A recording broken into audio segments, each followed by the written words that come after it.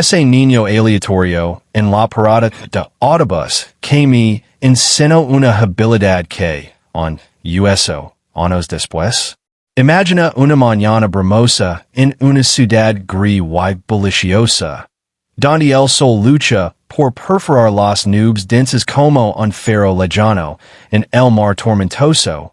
Yo, un adolescente desgarbado con mochila pesada a la espalda, esperando el autobús en una parada solitaria rodeada de edificios altos que parecen guardianes silenciosos. El aire huele a asfalto mojado por la lluvia nocturna, y el sonido distante claxons y pisadas apresuradas llena el vacío, cuando de repente aparece ese niño aleatorio. Con el pelo revuelto y una sonrisa traviesa que ilumina su rostro picoso, no más de 10 años, con una chaqueta raida y zapatos desgastados, pero con una energía que contagia como un rayo de sol inesperado. Él se acerca saltando charcos, como si el mundo fuera su patio de juegos personal. Y sin preámbulos, me mira directamente a los ojos con esa curiosidad infantil que desarma cualquier defensa adulta. Y dice con voz clara y entusiasta: Oye, ¿sabes cómo hacer malabars con piedras?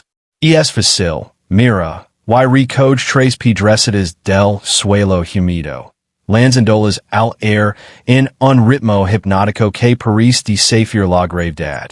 Mientras yo, sorprendido, observo como sus pequeñas manos coordinan el movimiento con una precisión que envidio al instante, porque, en ese momento, mi vida era un caos de exámenes escolares y preocupaciones adolescentes. Y nunca había imaginado que una habilidad tan simple pudiera capturar mi atención de esa manera tan profunda. El niño, cuyo nombre nunca supero que en mi memoria llamo Mateo, por su Mateo, jugwaiting, no espera invitación. Ese para mi lado y comienza a explicar paso a paso, con paciencia infinita, cómo sostener las piedras, cómo lanzar la primera con un giro suave del pulgar, cómo atrapar la segunda mientras la tercera vuela en arco perfecto. Yo, torpe al principio, de yo quiero las mías una y otra vez, riendo por primera vez en esa mañana lúgubre, porque su risa contagiosa transforma el fracaso en diversión. Y en ese intercambio casual en la parada de autobús, donde el tiempo parece detenerse entre el rugido de los motores que pasan, empiezo a aprender no solo la técnica, sino la esencia de la perseverancia disfrazada de juego. Mientras el viento frío nos envuelve, Mateo me cuenta anécdotas de cómo aprendió él mismo de un payaso callejero en una feria olvidada, pintando con palabras vívidas escenas de colores brillantes y risas colectivas que contrastan con el gris urbano que nos rodea.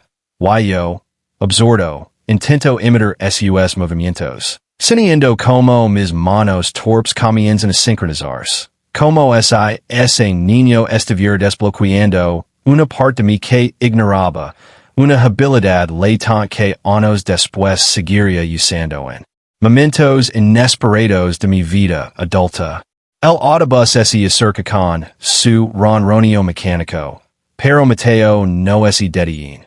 Ajusta mi postura, corrige el ángulo de mi brazo, y en ese breve lapso de 10 minutos, que parecen eternos, logro mantener las 3 piedras en el aire por unos segundos gloriosos, un triunfo pequeño que ilumina mi día entero. Porque en esa lección improvisada, no solo aprendo malabars, sino a encontrar alegría en lo mundane, a transformar la espera en oportunidad, y mientras subo al autobús despidiéndome con un gesto de gracias torpe, veo por la ventana como él continúa practicando solo, una figura diminuta en el retrovisor que se aleja, pero tia influencia ese y queda grabada en mi mente como un tatuaje invisible. Años después, En una oficina corporativa con luces fluorescentes que parpadean como estrellas artificiales, recurro a esa habilidad en momentos de esters, lanzando bolígrafos o clips en el air para aclarar mi mente, recordando esa parada de autobús como un portal mágico donde un niño aleatorio me regaló no solo una destreza manual, sino una herramienta para la resiliencia emocional. Porque cada vez que los objetos vuelan, en mis manos, siento esa conexión con el pasado. Un recordatorio de que las lecciones más valiosas vienen de encuentros inesperados. Piensa en cómo la vida teje estos redes invisibles, donde un desconocido cruza tu camino y deja una huella permanente, como Mateo lo hizo conmigo, enseñándome que la coordinación no es solo física, sino mental, ayudándome en presentaciones laborales donde mantengo el equilibrio bajo presión, o en deportes casuals donde la agilidad manual me desventaja. Esa mañana, mientras el autobús me lleva a la escuela, repaso mentalmente los pasos, practicando en secreto con monedas en mi bolsillo, while llegar clase. Comparto la anécdota con amigos que rein incrédulos. Pero yo sé que algo ha cambiado, que ese niño me ha dado un superpoder disfrazado de juego infantil. Con el paso de los años, he refinado la técnica, incorporando objetos más complejos como arañas en la cocina o pelotas en el parque. Y cada vez, evoco esa parada hermosa, preguntándome dónde está Mateo ahora. Si seguirá enseñando trucos a extraños o si ha olvidado ese momento, que para mí fue pivotal. La habilidad se ha convertido en mi ancla en tiempos turbulentos. Como durante una mudanza caótica, donde malabarear con cajas pequeñas me ayudó a organizar el desorden mental. O en fiestas donde impresiono a invitados con demostraciones improvisadas, siempre crediting en silencio a ese mentor accidental. En retrospectiva, ese encuentro fue cinematográfico, con la niebla como telón de fondo, y el niño como héroe inesperado. Una escena que podría ser de una película indie sobre lecciones de vida. Y mientras narro esto, invito al espectador a reflexionar sobre sus propios encuentros fortuitos, esos que moldean quien somos, sin que lo notemos en el momento. Así, en esta primera sección, exploramos los orígenes de esa habilidad, como un niño en una parada de autobús transformó una espera rutinaria en una lección eterna, preparando el terreno para como esa destreza se integró en mi vida diaria años después. Con detalles vívidos que pintan la escena como un lienzo vivo, invitándonos a valorar lo impredecible de la existencia humana. Los años paran como páginas de un libro viejo que se hojean rápido bajo una luz tenue.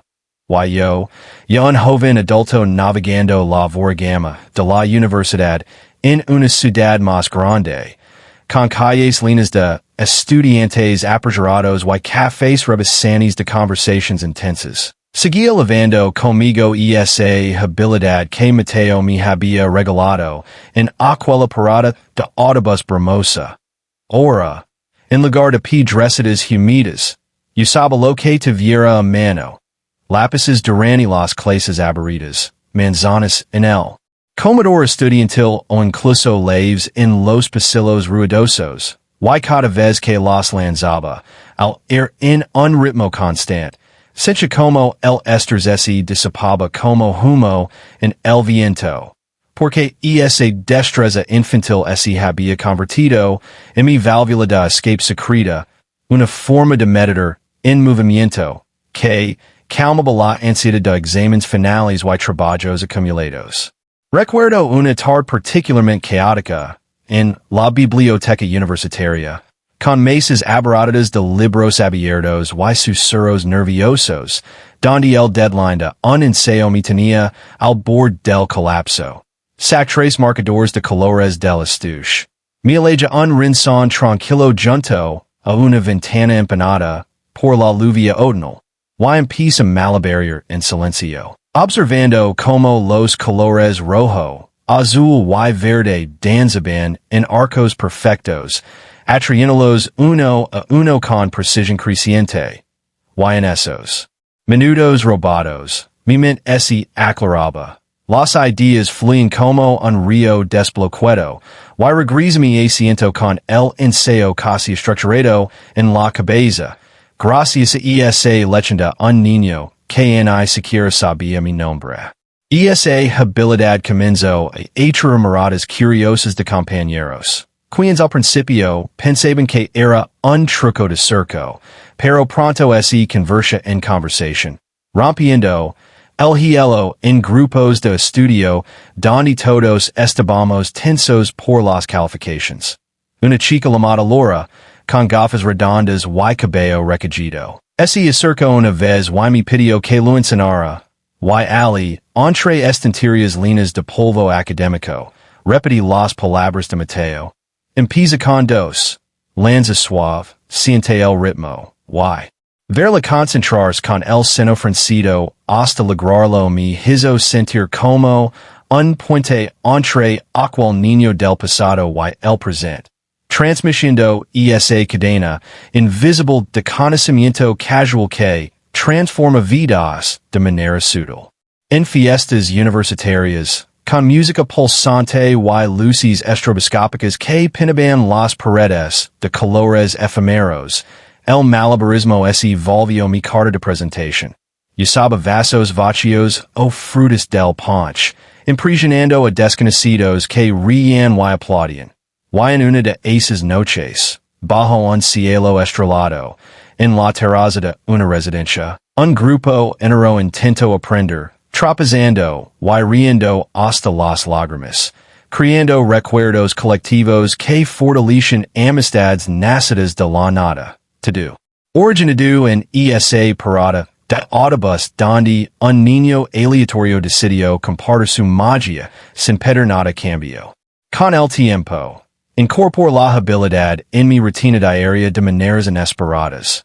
Mientras esperaba el metro en estaciones subterráneas líneas de eco y anuncios parpadeantes, malabaría con bolitos usados o monedas sueltas para pasar el tiempo, atrayendo sonrisas de extraños cansados que olvidaban por un momento la prisa urbana. Incluso en viajes en tren largos, con paisajes borrosos deslizandos por la ventana. Usaba nueces o caramelos para practicar variaciones más complejas, agregando cuatro objetos cuando domini tres, desafiando a mí mismo como Mateo me había desafiado, sin palabras aquel día lluvioso. En el trabajo temporal de mesero que tuve para pagar la matrícula, durante pausas en la cocina calurosa llena de vapor y olores intensos, malabaría con limones o cervelitas enroladas para aliviar la tensión de turnos agotados. Y mis compañeros, al principio escépticos, terminaron pidiendo demostraciones que aliviaban el ambiente pesado, convirtiendo un empleo estresante en algo más levadero gracias a esa herramienta simple pero poderosa. Años después de la universidad, cuando entré al mundo corporativo con reuniones eternas y correos interminables, la habilidad resurgió como salvavidas en oficinas abiertas donde el zumbido de teclados era constante. En breaks junto a la máquina de café, lanzaba clips o bolígrafos para despejar la mente antes de presentaciones importantes. Y en una ocasión clave, durante una espera nerviosa, en la sala de juntas con ejecutivos seriosos y proyecciones financieras en pantalla, practique discretamente. Bajo la mesa con tres posavasos, calmando los nervios hasta lograr una exposición fluida que impresionó a todos, recordando que la coordinación manual influye en la mental. Una lección profunda de aquel encuentro fortuito. Viajando solo por Europa en un verano mochilero, Contrines nocturnos y hostales linos de historias internacionales. Usaba la habilidad para conectar con gente de todas partes. En una plaza en Barcelona, malabariando naranjas robadas de un mercado, atraja un grupo de viajeros que se unieron con botellas y frutas, creando un círculo improvisado de risas bajo el sol mediterráneo. Y en Paris, junto al cine con el Eiffel iluminado al fondo, encina niños locales que me recordaban Mateo, cerrando un ciclo emocional que me hizo llorar en silencio esa noche. Esa destreza me ha acompañado en momentos de duelo, como cuando perdí un ser querido y en el parque solitario con joyas cando como lágrimas. Malabarir me ayudó a procesar el dolor en silencio, enfocándome en el ritmo hasta encontrar paz temporal. En relaciones románticas, se convirtió en un truco encantador. En picnics con parejas, usando flores o piedras del río, generando momentos mágicos que fortalecen lazos, siempre contando la historia de su origen para compartir esa vulnerabilidad. Así, esta segunda sección nos sumerge en cómo la habilidad se entretejió en mi juventud y adultez temprana, transformando rutinas estresantes en oportunidades de alegría y conexión. Todo gracias a ese niño aleatorio, tia influencia se extendió como ondas en un estanque, preparando el camino para explorar sus impactos más profundos en etapas posteriores de la vida. Con el paso de los años, esa habilidad que un niño aleatorio me regaló en una parada de autobús brumosa se convirtió en algo mucho más que un truco divertido. Se transformó en una compañera silenciosa que me acompañaba en los momentos más inesperados y difíciles de la vida adulta. Cuando las responsabilidades pesaban como mochilas invisibles y el ruido interior amenazaba con ahogarme. Recuerdo una noche de insomnio en mi pequeño apartamento de ciudad, con las luces de los edificios vecinos parpadeando a través de las persianas entreabiertas. El reloj marcaba las 3 de la madrugada y mi mente era un torbellino de preocupaciones laborales, deudas acumuladas y la sensación de estar estancado.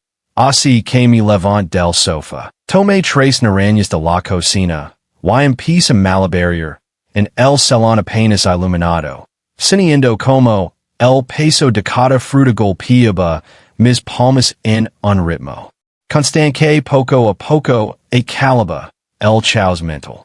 Cada lanzamiento era una exhalación, cada captura una inhalación. Y en esos minutos de movimiento repetitivo lograr algo que ninguna meditación guiada había conseguido.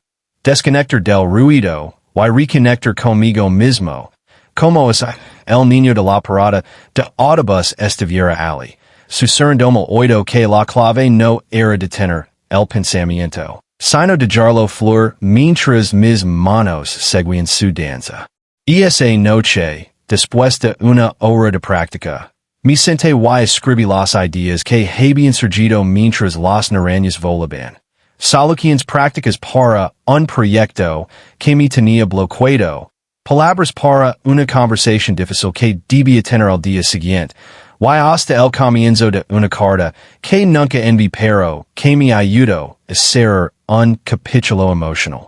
Desde entonces, el malabarismo se convirtió en mi ritual privado de claridad mental, una herramienta que usaba antes de decisiones importantes, como cuando tuve que negociar un aumento de sueldo en una empresa donde me sentía invisible, en el baño de la oficina, con la puerta cerrada y el ruido del extractor como telón de fondo. Malabarí con 3 bolígrafos durante 5 minutos, calmando los nervios hasta entrar a la reunión con la voz firme y la mente ordenada.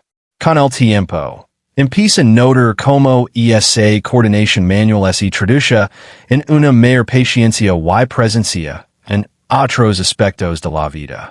En mi relación de pareja, Cuando las discusiones se calentaban y las palabras amenazaban con escalar, pedía un momento de pausa, tomaba tres objetos cualquiera, leves, monedas, lo que estuviera cerca, y practicaba frente a ella. Al principio se sorprendía, pero después se convertía en una señal compartida. Dame un minuto para bajar la guardia. Ver la sonreír mientras yo recuperaba el control me recordaba que las lecciones más simples pueden ser las más poderosas para construir puentes en lugar de muros. También encontré aplicaciones inesperadas en el deporte y la creatividad.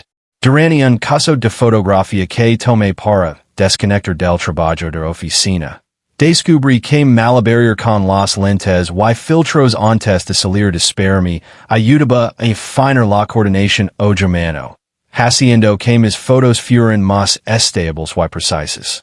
En caminadas largas por el bosque, cuando lavaba mochila pesada y el cuerpo empezaba a fatigarse, sacaba tres piedras del camino y practicaba mientras avanzaba, convirtiendo una marca agitadora en un juego que aliviaba el cansancio muscular y mental. En un retiro de escritura al que asistí, donde todos los participantes luchábamos con bloqueos creativos, propuse una sesión improvisada de malabars con manzanas del almuerzo. La risa colectiva que se desató al ver adultos seriosos de llanto, que frutas por todas partes rompió la tensión.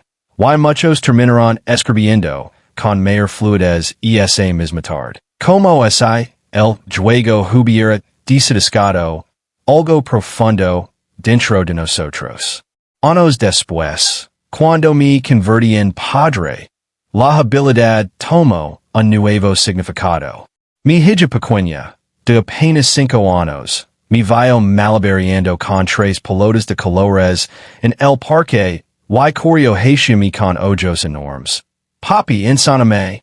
En ese momento, sin un círculo serendos, me agaché a su altura, recogí las pelotas y repetí casi palabra por palabra lo que Mateo me había dicho aquella mañana lluviosa. Empieza con dos. Lanza suave, siente el ritmo. Verla concentrarse, fruncir el seno, falar y reírse, y finalmente mantener dos pelotas en el aire por unos segundos gloriosos, fue como revivir mi propia infancia a través de sus ojos. Cada vez que practicamos juntos en el jardín al atardecer, con el sol pintando todo de naranja y oro, pienso en aquel niño desconocido y me pregunto si alguna vez sabrá que su gesto casual desencadena una cadena de enseñanzas que ahora pasa de generación en generación. En momentos de crisis familiar, como cuando mi madre enfermó gravemente y pasábamos horas en la sala de espera del hospital con el olor a desinfectant impregnando el aire, malabareaba discretamente con tres tapas de botellas plásticas para mantener la calma y estar presente para mi familia, evitando que la ansiedad me consumiera por completo. Y esa destreza, nacida de un encuentro fortuito, se había convertido en mi ancla emocional, un recordatorio tangible de que, incluso en los días más oscuros podemos encontrar pequeños actos de control y belleza. Así, esta tercera sección nos lleva a través de las capas más profundas y personales de como una habilidad aparentemente trivial se entrelazó con los momentos clave de mi adultez, ayudándome a enfrentar el estrés, fortalecer relaciones, desbloquear creatividad y, eventualmente, transmitir algo valioso a la siguiente generación. Todo gracias a la juela silenciosa que dejó a Niño en una parada de autobús hace tantos años.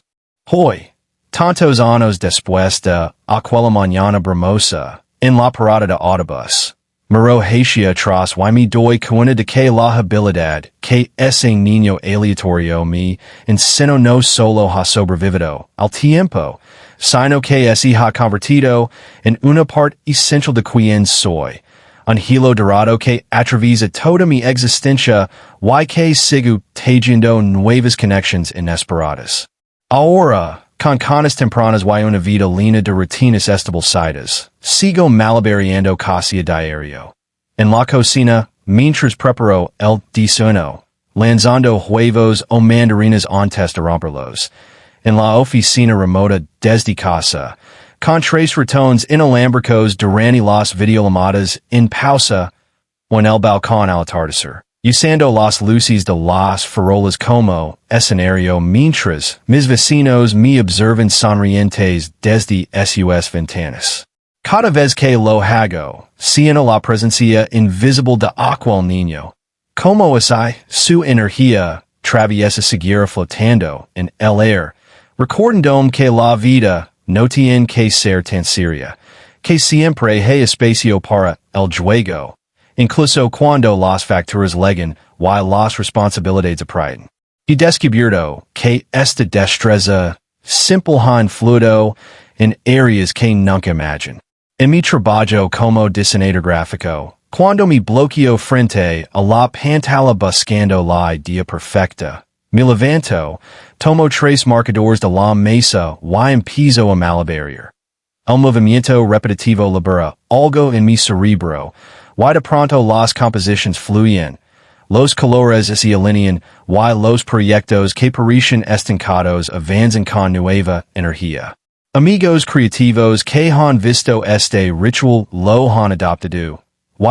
En nuestro grupo de WhatsApp compartimos videos cortos de malabars improvisados como una forma de decir estoy desbloqueando la creatividad. Una tradición que se extiende gracias a la semilla plantada por un desconocido hace décadas. En viajes recientes, con mi familia, en carretera por carreteras secundarias rodeadas de campos dorados, paramos en áreas de descanso y enseñamos a otros niños a malabarear con piñas o botellas de agua.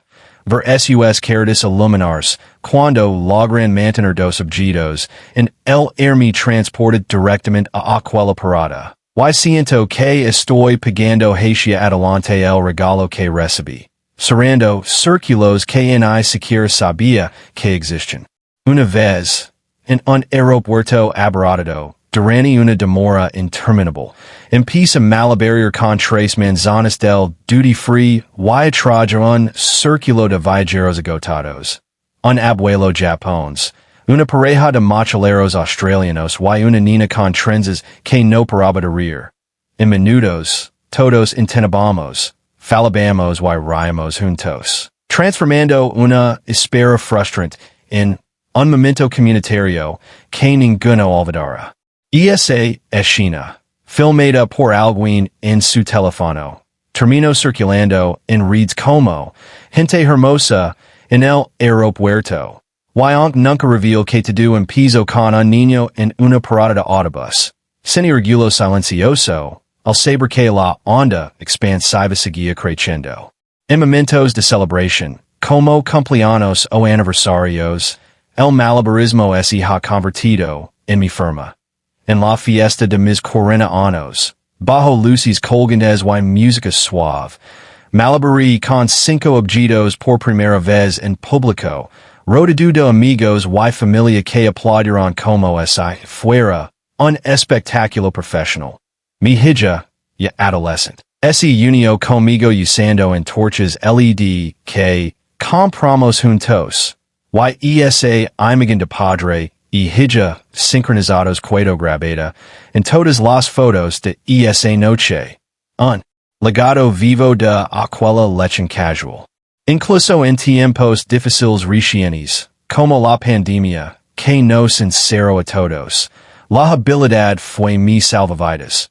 Desde el balcón, malabareaba visiblemente para los vecinos, y ellos respondían con aplausos o unidos desde sus ventanas. Se convirtió en una señal diaria de que seguíamos vivos, conectados, resistentes. Ahora enseño talleres informales en parques locales, invitando a cualquiera que pase a probar.